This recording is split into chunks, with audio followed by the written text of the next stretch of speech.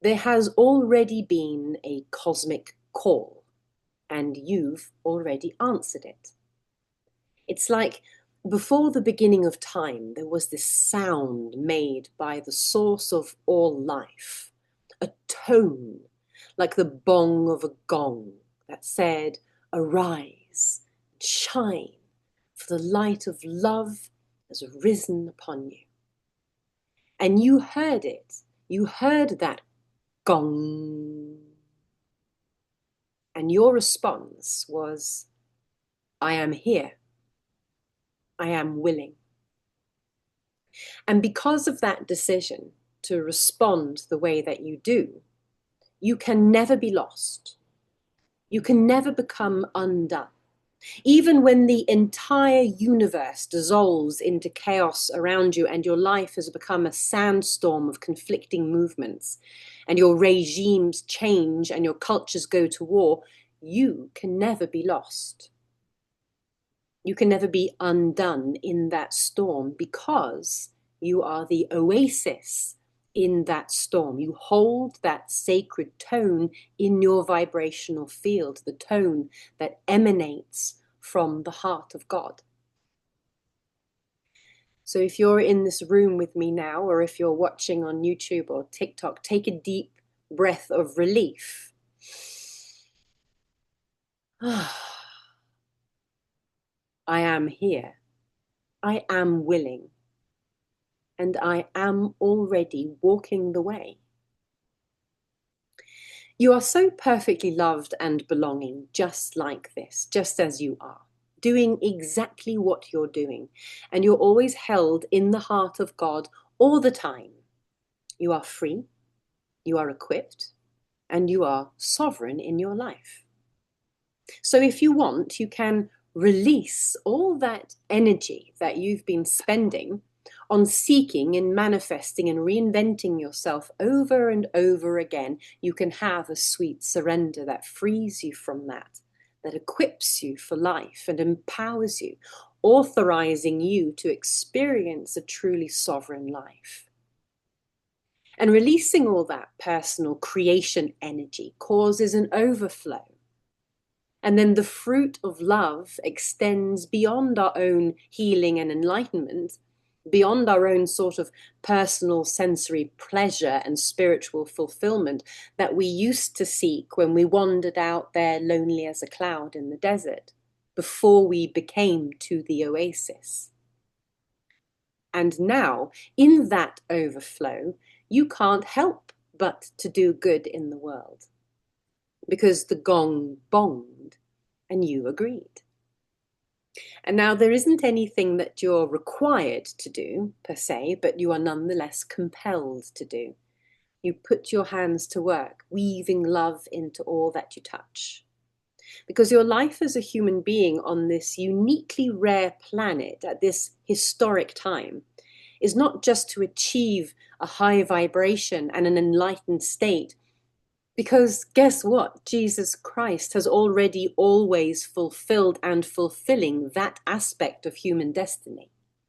You don't need to strive for purity. Indeed, your life as a human is mostly to heal and wonder and thrive and create and experience together. We're at an event horizon in an age of bizarre change, rapid plot twists, and vast shifts in global paradigms and systems sweeping through our human family. And everything is changing as we wake up from this ancient slumber, and we groan and we stretch, and we remember the doom story in our bones from before Atlantis, and we blow away the dust and we rise up into a new age of love. And in that process, regimes conquer and win and lose, and cultures crush each other, and legends fall into obscurity. Meaningless, meaningless, says the teacher in the book of Ecclesiastes. Everything manifest is meaningless dust on its way to becoming something else. But we tell the story that doesn't change. We tell the story that renews itself from age to age as we pass it along the lineage of love. We are bringing forth the tone that emanates from the heart of God and infuses the dust of human life with meaning. We're playing the biggest game in the universe. This is the return of Christ. And that's what devotion is. It's the human love story with life itself. Love in motion is the primordial nature of God, and it is the meaning of everything. This book, The Sovereign Way, where is it? Here it is. Pardon me. Here it is.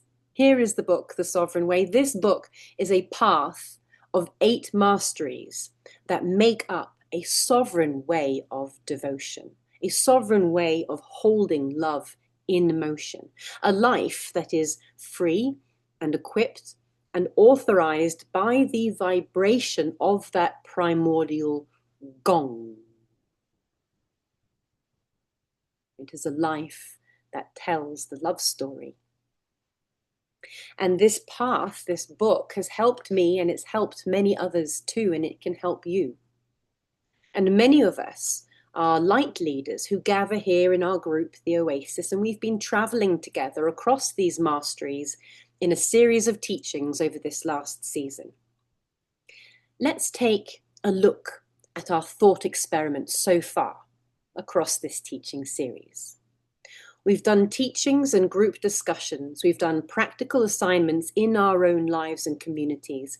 We've done meditations and prayers together, and we've journeyed along the sovereign way, working with the 7 first life masteries so far.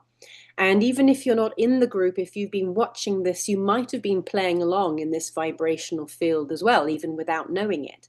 So listen out as I list the masteries that we've already trained and embodied in, and type in the ones that you know that you've been specifically training in this season. The first mastery, remembering. I remember the truth. I am a child of God. I am the light of Christ, made of the only tone in creation. I am good light becoming, with authority in the natural world and sovereignty within an ever-expanding kingdom of possibility. And I am expressing uniquely through my core values, already always loved and always becoming. Do you remember in week 1, we heard from Christy Morel Stinson, who guided us deep into our core values, the foundation from which all of our spiritual development builds. And then when we remember the truth, we can recognize what's not. So that's the second mastery in the sovereign way, recognizing. I recognize truth versus story. I recognize occurring versus happening, self versus ego, essence versus structure, home versus house, good versus evil. I discern the difference in a dualistic universe, the difference between things, the distinctions between things, and therefore I fear none of them. For with that discernment, I am made sovereign by the power of choice. And we heard from the philosopher Megan Mills Hoffman, who helped us to juxtapose our vision of the world with the experience that we have when our spirit interfaces with it. What is actually occurring versus what's really happening for me. And with that mastery of recognizing, I can release falsehood because I can recognize it. I can also release it. So the third mastery in the sovereign way is releasing. Releasing falsehood, releasing structured paradigms, releasing error, and the vain attempts to control the sand dunes of adamantine particles out there in the sandstorm. Instead, I am the kingdom of mercy. I am forgiven, and I forgive in my becoming. And Christy took us through a really beautiful 8-step practice of metacognition and elevating vibration, so powerful for releasing. And then in releasing, I am ready for the fourth mastery, which is expansion. I am expansion. I am increasing my capacity to meet the ascending experiences of life. I am living in an infinite process reality that is also forever becoming. Life goes on. I am always created anew in Christ's never-ending life force. I am in the vine. Do you remember that beautiful and tender teaching from Esther Carlson as she guided us out of conquest and into surrendered engagement with the expanding universe? Amazing. Amazing. Imagine having the mastery of expansion. You're always available for that. Which means you're also ready for the fifth mastery, which is genius. I am a genius. I am a genius with the sovereign reasoning that is based on my core values. I am able to understand, synthesize, and formulate what I need to know when I need to know it. I am free from mind control and collective narrative. And I have sovereign authority over all my words and storylines, so I can imagine new things. Remember that simple practice we got from Christy? It was a metacognitive reset to help us hold complete sovereignty in the mental realm. At any given time, to be free from negative thought structures, negative thought systems, and to reset a daily micro practice to flex that genius. That's the sixth mastery. Sorry, that was the fifth mastery, genius. Then it leads us into the sixth mastery, which is alchemy. Because in that sovereign reasoning, in that level of genius, I am an alchemist. Because if I can imagine new things, then I can also infuse essence into structure. I can reunify spirit and substance and turn lead into gold as I offer all of my love to what is out there and what is in here. Do you remember that beautiful demonstration that Martin Smith gave us? Unbelievably healing. To truly accept the darker parts of myself and to rest in complete self-acceptance. To sanctify what is within. To sanctify what is without. Alchemy. With that mastery, you truly are free for the seventh mastery, adventuring. Because if you can turn lead into gold and darkness into light, then you're completely spiritually liberated to let the sovereign hand of God guide your way, boldly and gracefully transcending realities as you weave your way through a unique path that's woven for you by God.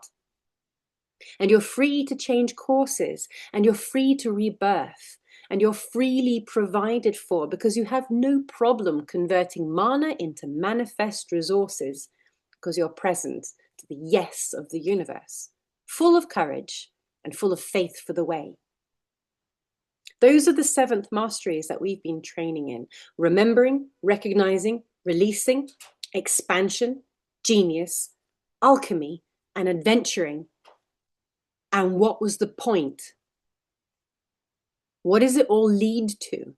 What are these masteries all for? What happens to love in motion? If that truly is the primordial vibration of the universe, what happens to love in motion when a human being really is this free and equipped and sovereign? The eighth mastery in the sovereign way is devotion. So let's pretend that it is your self-sacrificial love for the world that weaves the will of God into reality. That it is your true and humble presence within a collective and a sovereign devotion within your own real life as it is right now. That is what brings forth the mind and the heart of the divine right here and now on the earth. Gong. Whatever your lineage, whatever your vocation or life path, in the love of God, you are a miracle maker. In the world of your business, your family, your community, your true mission field, look at how much has changed because you are you. You bring him with you everywhere you go. And he moves among us as we tell our stories and we ripple the proof that God has amazing ways and amazing grace. That's why when we follow him, even when there's nothing more that we're required to do, we're still compelled to do. And that's why I've called this mastery devotion, because it is love in motion. God is love, and God is with us in motion. Now, I used to think that this devotion had to be really explosive and passionate. It had to be the sort of 15th dimensional ecstasy or transcendental peace with outrageous miracles and manifestations and stuff like that. Or it had to be really well structured, like a well-oiled mega ministry or a multi-million-dollar business. And sometimes it absolutely is that. And if that's been your season, then glory to God. But for me recently, devotion has been very small and very simple and ever present. To love the dust and give it meaning. I have a simple life. I get much of my family's food from the food bank. Mary and Wendy and Mark are always there every Thursday. Rain or sweltering heat, they stand there handing out food as hundreds of families like mine pass through to receive. And I cook with my food slowly. It is good to feed my family. I've been volunteering at an organic farm this season, and sometimes we would sit in the fields and weed the kale or the spinach under the sun, and we'd talk about all things.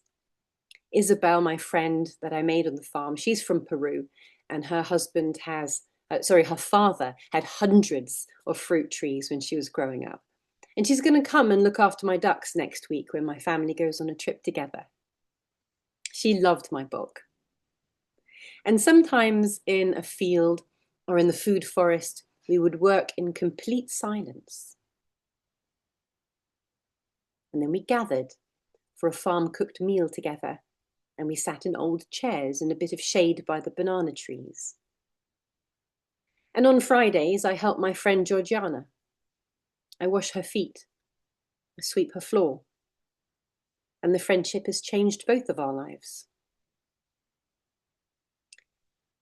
If your ascension and your quest for enlightenment has brought you to a throne at the top of a sacred mountain of consciousness, where you have the outrageous sovereign power to be, do, and have anything you want, then you went the wrong way. Because true freedom, true mastery, true sovereignty always leads to devotion to the one. Love is patient. Love is kind. And when your devotion, your personal vibrational field of love in motion, when that field begins to change everything around you, and your vibrational field unleashes millions of micro miracles, or miraclettes, as Maren called them, one of our members in the Oasis, miraclettes. When you begin to see these miraclettes unfolding around you all the time, you will be called often into situations and relationships where you must intercede for a miracle on behalf of someone else, because you hold that authority. So be selfless and go. You might find yourself in back alleys, corrupt businesses, areas of war, strangely disconnected cities, at the feet of a grieving mother. And you might look all around and you might think, this isn't heaven on earth. Why am I manifesting this? Before you realize that you're on assignment. We need a miracle here. Every one of your sovereign masteries, remember, recognize, release, expansion, genius, alchemy, adventuring, and devotion all now come together to open a new now, activating the divine will by issuing a vibrational momentum, a fresh wind that moves new sand particles into place, like the Maharishi effect, a call that radiates into the surrounding fabric, neutralizing counterforce and elevating attractor fields so that particles may rearrange. Sanctify. I come from a long line of miracle workers and healers and unicorns. On my dad's side, for example, we have Giovanna Sistini. She was a world-famous opera singer who eloped with a Portuguese knight. And there's Mozart Wilson, the comedy troubadour, and of course, Dorothy Kerrin, who is the Anglican saint who facilitated countless miracle healings in worldwide ministry. But the trick that I treasure the most in the craft of miracle making, it didn't come from my father's side of super talent.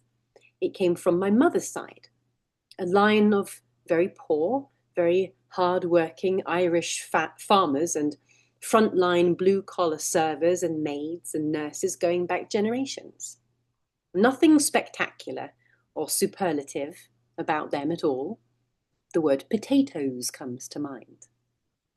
But there is a magical paradigm that I inherited from these past generations straight into my cellular consciousness. I was born with it. It was passed down to me by my mother, who still lives a life of pure luck. Even with dementia, she keeps defying expectations because of this reality agreement, this magic spell that's in our bones. And it goes like this. It always works out all right in the end. Take a few moments to hold this knowing. You know that that's true. It does always work out all right in the end. Love wins. Imagine the implication. Imagine the peace. And after all, you know that this is a universal law that you can apply to every moment, every choice, every conversation, every big stack of papers that you have to read, every miracle that you ask for. There is a lot in that magic spell because it's embodied faith. It's the first mastery in the sovereign way. Ah, yes, I remember. I already always am becoming. And you hold that magic spell, you hold that knowing in your mind that love wins and it does work out all right in the end. When you can hold that framework of consciousness in the inquiry, in the petition, in the intervention for a miracle, you will now find yourself in many situations that require miracles because you have the authority to know the new now. And so it helps to know some of the dynamics involved. It's not that different from alchemy or any of the other masteries on the sovereign way, but rather it is the combined knowing of all of them together. Now, when it comes to miracles, I have found that the word miracle usually brings to mind one of two things. The first is the sort of life is a miracle mindset, where your consciousness is attuned to notice all of the wonderful marvels of natural beauty and the glorious symphony of unfolding occurrences. The human body is a miracle. The decaying rat is a miracle. The dewdrop on the tip of a blade of grass is a universe of microscopic miracles. And then the second way we think of miracle is the Shazam, the sudden, unexpected, mind-blowing occurrence that changes the course of everything. Hallelujah, it's a miracle. So if we say that a miracle is one of those two things, let's pretend that that means there are two dimensions of miracle-making dynamics that you need to consider to be a miracle maker if you're keen on sharpening your craft, that is. Look at this. So the first dynamic or plane of mastery for a conscious miracle maker is the horizontal plane. That's the first one we talked about. Where is my mind currently set? Do I have the miracle mindedness? Am I attuned to the spectacular miracles in the ordinary? Who am I being in relation to what is right now? Is my prehension attuned to the ever presence of miracle making, renewing life force? What is the quality standard of my vibrational reality? How am I moving and what am I doing? And your discipleship here, in this plane of miracle making, your discipleship is in maintaining a log of consciousness that is in harmony with miracle mindedness, which for the nerds of you out there is 500 plus on the Hawkins scale. You are in love, you expect the universe to continue forming, and you experience the proof of this everywhere as you tend to your devotion and serve the ones in front of you. This is you and your mindset and where it logs on that infinite scale of consciousness. And then the second plane, so the first plane, the horizontal plane, is your miracle mindedness. The second plane is that God drop. It's the sudden formation of quantum potentiality, when something potential becomes manifest, when the light wave becomes a light particle. And since all possibilities are ever present, your mastery in relation to this axis is your ability to surrender, to allow, to accept the perfect gift of grace. So, for example, you intend for perfect transcendence of all and any subconscious resistance to the formation of God's will, and you just let it be. Let there be light, he said. And there was light. So if the first axis of miracle making is your miracle mindedness and the mastery that you bring to tending and nurturing your garden, and the second axis of miracle making is your presence to the quantum reality of God, your surrender to the possibility that may always form, then devotion is always at the convergence of the horizontal works and the vertical faith. And therefore, devotion is the mastery that authorizes conscious miracle making. Devotion is the mastery that allows you to intercede for others. And until you have found in yourself the willingness to love what is out there and what is in here, on that day, you have the authority to consciously intercede for others as a miracle maker. You are the oasis in the storm.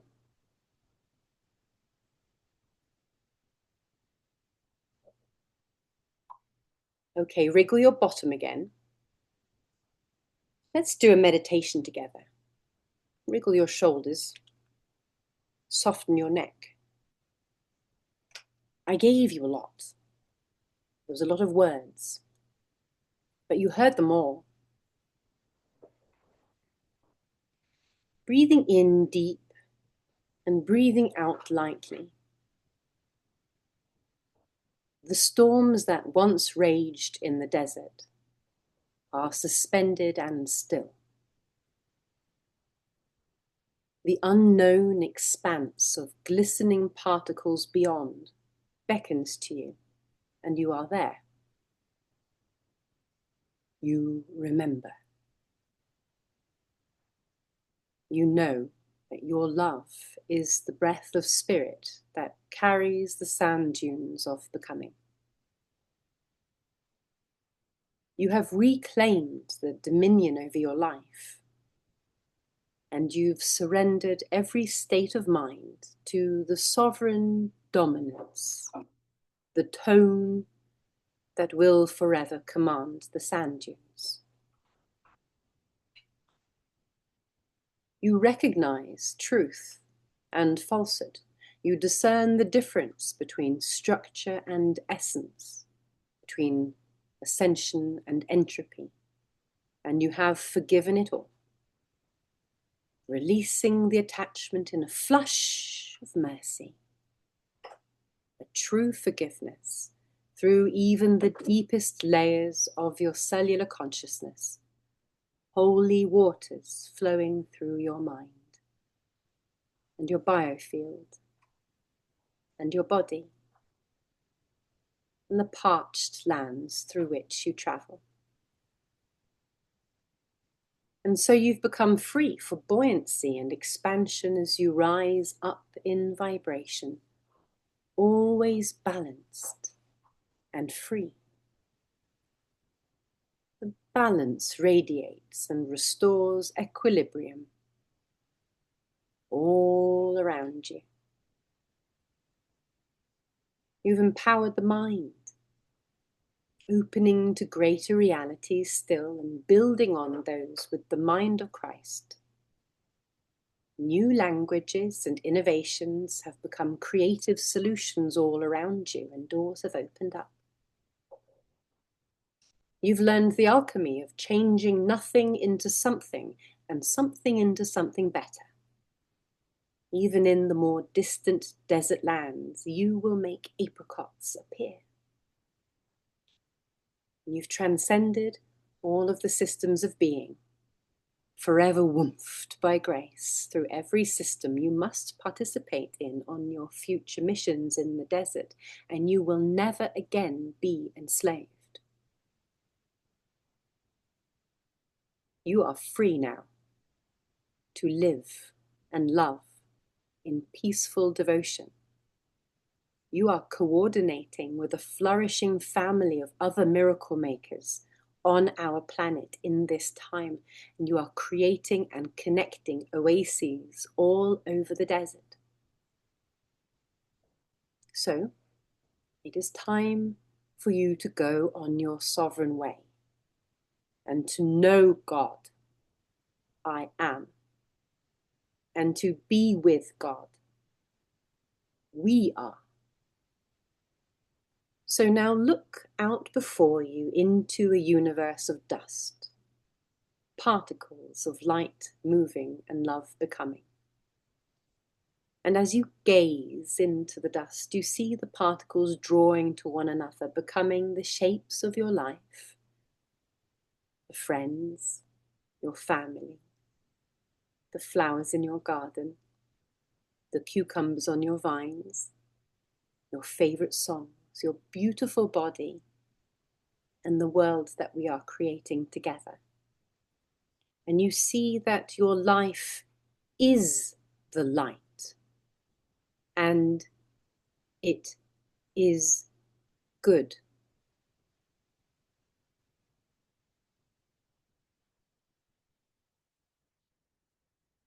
Amen. Thank you for watching. Let's go to the Oasis for our group reflection.